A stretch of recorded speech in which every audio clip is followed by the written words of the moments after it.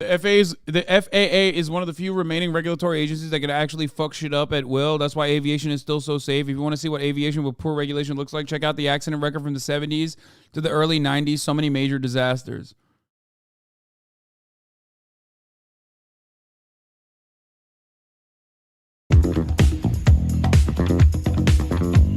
There is no country in the world with great passenger rail accessibility, pricing, and frequency that has a privatized rail network.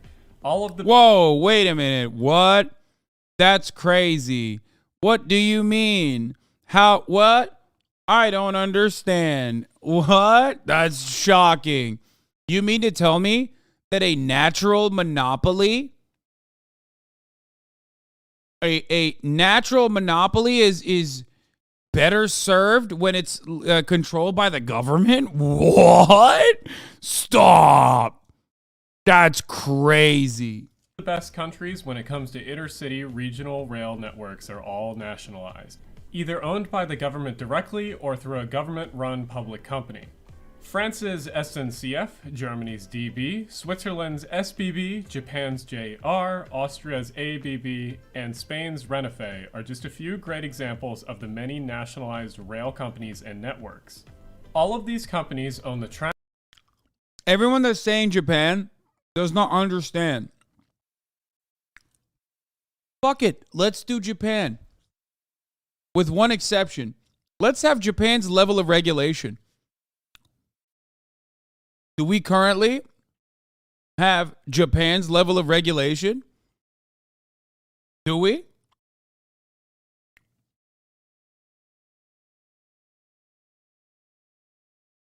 Also, it doesn't matter because that was still built with public funds.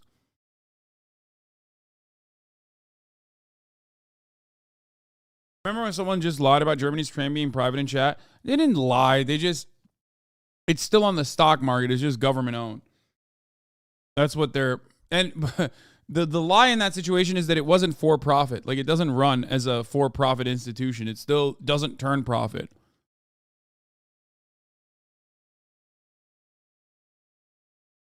tracks, infrastructure, and the rolling stock, aka the trains.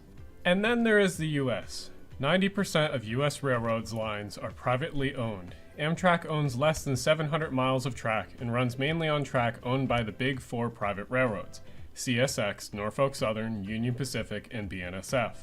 These companies routinely block Amtrak trains with freight either by accident or on purpose. But being made late by a freight train is a small problem compared to what these companies do for improving their rail infrastructure.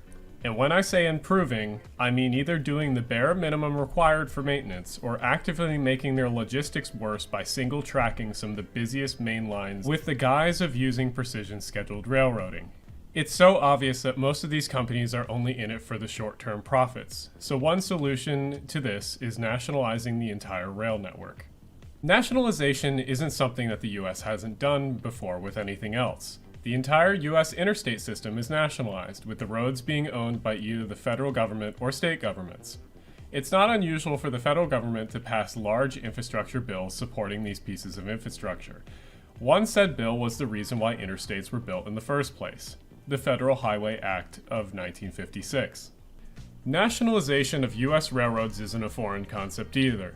Throughout the 1950s, 60s, and 70s, the competition from the interstate system along with long-distance trucking became commonplace, causing railroad traffic to decline. In the late 1960s, three large railroads, the Pennsylvania, the New York Central, and the New Haven, merged into one, forming Penn Central. Because of the terrible merger and the freight numbers, Penn Central filed for bankruptcy in 1970, later eventually disappearing in 1976. Many other railroads at the time also simultaneously went bankrupt, like the Reading Railroad, Erie-Lackawanna, Lehigh Valley, Central of New Jersey, and the Lehigh and Hudson. All of these bankruptcies caused a massive void in the US transportation network, but the federal government came to help. And on the sixth day, the Fed said, "Let there be Conrail," and it was good.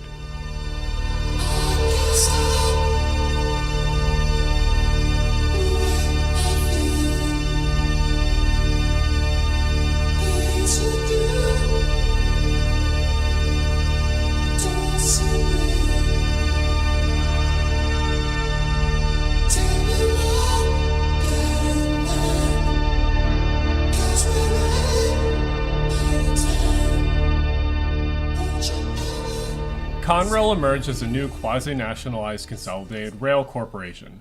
Basically, it was nationalization without the total government ownership. Weird, right? Well, to add to Conrail was Amtrak. Amtrak took over all the failed railroads' long-distance passenger lines while Conrail focused on freight. Amtrak was built to fail but miraculously survived and continues to be the US's intercity passenger rail carrier today. Conrail was eventually split and bought out by CSX and Norfolk Southern in the late 90s.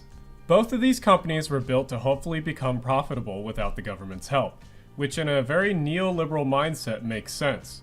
But when it comes to transportation, this is not always true, nor is it a good thing. There are benefits to good transportation beyond making a profit, especially when it comes to the efficiency of travel and energy that trains provide. Amtrak and Conrail were never truly nationalized because they were never supposed to be controlled by the government, unlike European railways that I mentioned in the beginning. If Conrail and Amtrak were nationalized in the first place, many of the lines that were dropped for financial reasons in the early days would have never happened, and there would still be many places with a station or line that don't have one now. And without nationalization, it's dumb to think that a private company would ever run a train to smaller groups of population ever again. Also, private corporations running infrastructure that both the public and the government rely on is such a heinous mistake. Alright, we're gonna talk about tax policy now. Hang in there.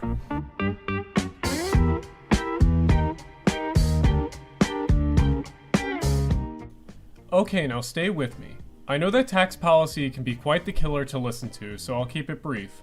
I'm not going to go through all the history of taxation in great detail except for modern day.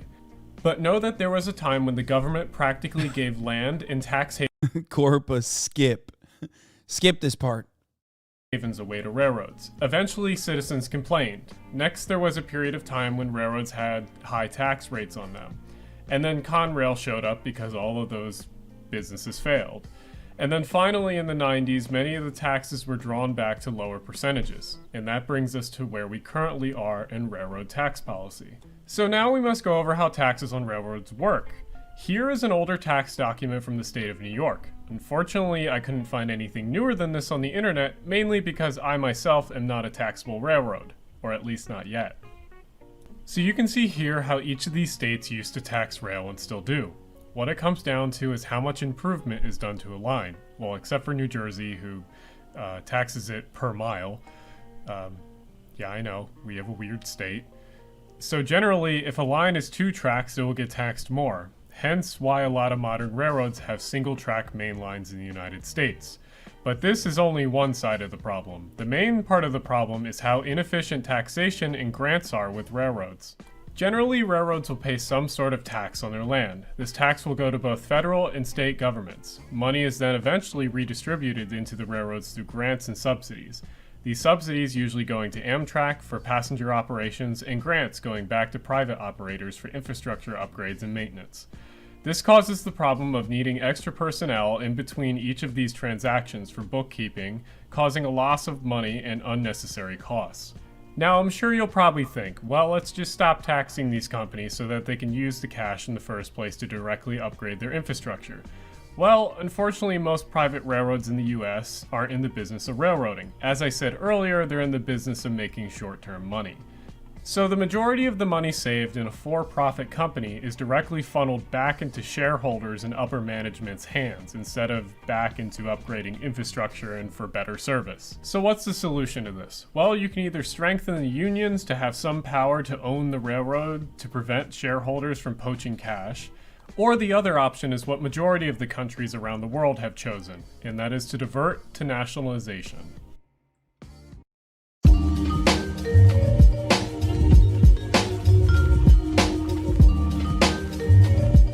Most of these problems could be fixed through nationalization and widespread investment into railroad infrastructure. I propose bringing Conrail back. Conrail would take over freight again and would maintain all mainline railroad infrastructure in the country, along with improvements to lines like electrification. Private companies could still own and operate their freight on the network too. They would lease out lines and run their services. This is very similar to how European railways do their services, similar to Flixi-Train in Germany. Class 2 and 3 railroads could also still exist privately too. because Conrail would only operate mainline services, so Class 2 and 3 railroads would still need to exist for freight hubs. Nationalization would use Conrail to turn the current US rail network into basically a copy of the interstate system, where the government owns the rails and infrastructure, but any company can use them if they pay the toll. The main benefit with these improvements through nationalization would be with Amtrak and passenger rail in the United States. Amtrak could truly have control over all of the lines and could manage and set up new lines with ease. Amtrak and Conrail could work together to improve infrastructure and build. Calling it Conrail would be a mistake. I can easily see it be vilified. Why? Conservative rail. New high-speed rail corridors as well. Commuter railroads like NJ Transit would also benefit. With nationalization, integration of services into a larger network would be a hell of a lot easier. NJ Transit could open new lines that were once owned by private companies easier too, like the CS. The one thing, Alan is biased towards New Jersey in an unfortunately positive way. The only thing I'll say about NJ Transit is that its colorway is fucking fire. Actually. SX main line that runs from Manville to Ewing Township.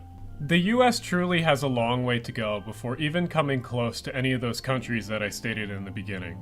But I truly think that nationalization is the first huge push in the right direction to get that train moving.